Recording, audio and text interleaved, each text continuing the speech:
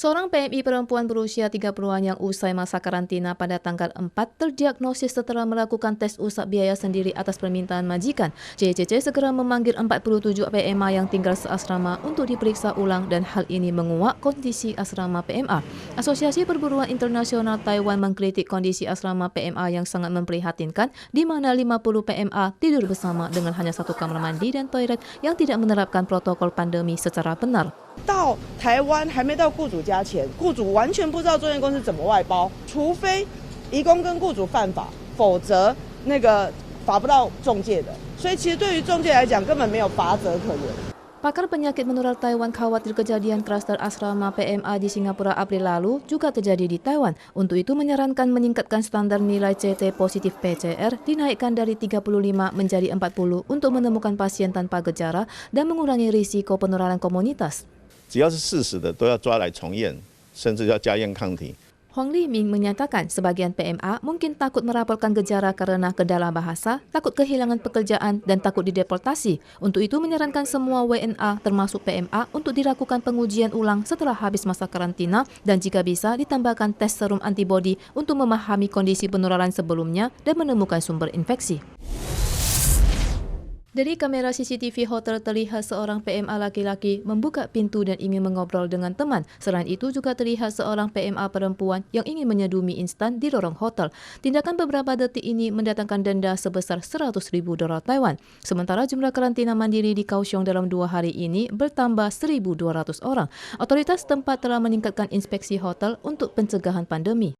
分析这个19例个案呢，多数的违规的情节是想要开门那跟隔壁房的有人去做一个物品上面的传递，那还有部分少数的违规的民众是跟那个隔壁房的那个邻居串门子。 Statistik Biro Kesehatan Kaohsiung menunjukkan sejak November hingga sekarang terdapat 19 pelanggaran di hotel karantina Kaohsiung, di mana 10 diantaranya adalah orang Taiwan dan 9 PMA dari Filipina dan Indonesia. Sementara pelanggaran karantina mandiri mencapai 25 kasus. 那原则上只要不出房门就是违规。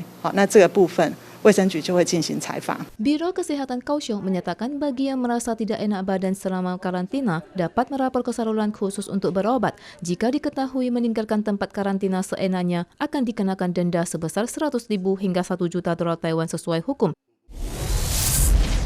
Taiwan kembali bertambah 22 kasus impor baru pada 6 Desember. Di antaranya terdapat 20 kasus dari Indonesia dan 2 kasus dari Filipina. Saat ini, total kasus COVID-19 di Taiwan mencapai 716 kasus.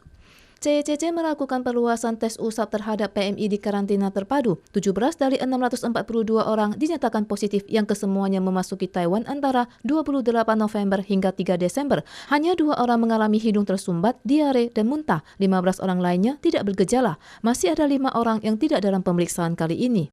Pada kejadian PMI terdiagnosis akhir pekan lalu yang menyebabkan 1 dari 47 teman seasrama positif COVID-19 membuat masyarakat khawatir tentang lingkungan karantina mandiri PMA setelah tiba di Taiwan yang berkemungkinan menjadi celah penyebaran pandemi. 大概现在人在住院的135位，那其中有93位是印尼籍的。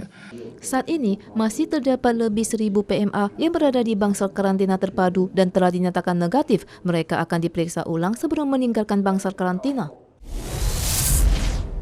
Selain harus bergulat dengan pandemi, Taiwan masih harus waspada dengan epidemi demam dengue. Kota Kaohsiung bertambah 1 kasus demam dengue impor dari seorang PMI laki-laki berusia 40-an yang memasuki Taiwan pada 21 November dan terdiagnosis selama karantina mandiri. Biro Kesehatan berasumsi ia terinfeksi saat masih di Indonesia.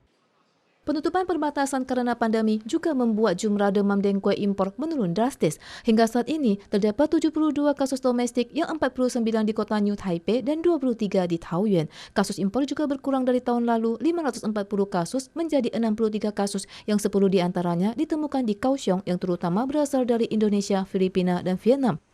Biro Kesehatan Kaohsiung segera melakukan pencegahan epidemi darurat dengan melakukan survei kepadatan nyamuk vektor dewasa dan pengendalian di bangsal karantina tempat tinggal pasien dan sekitarnya sebagai upaya pencegahan.